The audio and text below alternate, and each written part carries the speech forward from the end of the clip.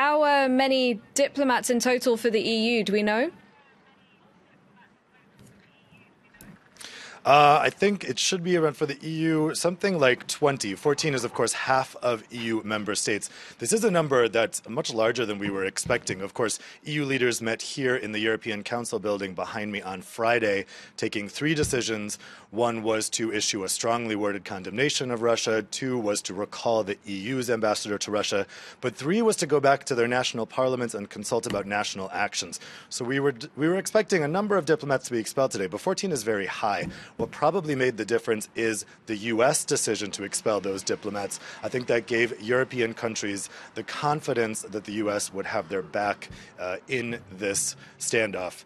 So people here in Brussels are quite taken aback that this came so quickly. And of course, as Donald Tusk said in his statement just now, we can possibly expect further action later this week. What might that look like, further sanctions?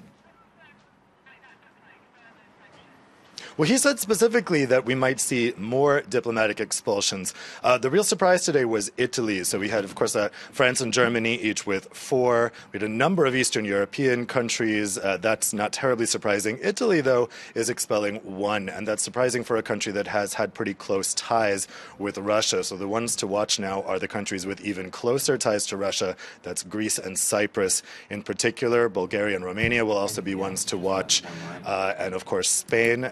So we'll see what happens in those coming days.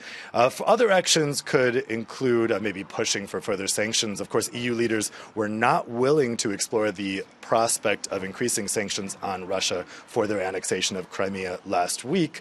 But now with this very strong action by the United States, they may be emboldened to do so.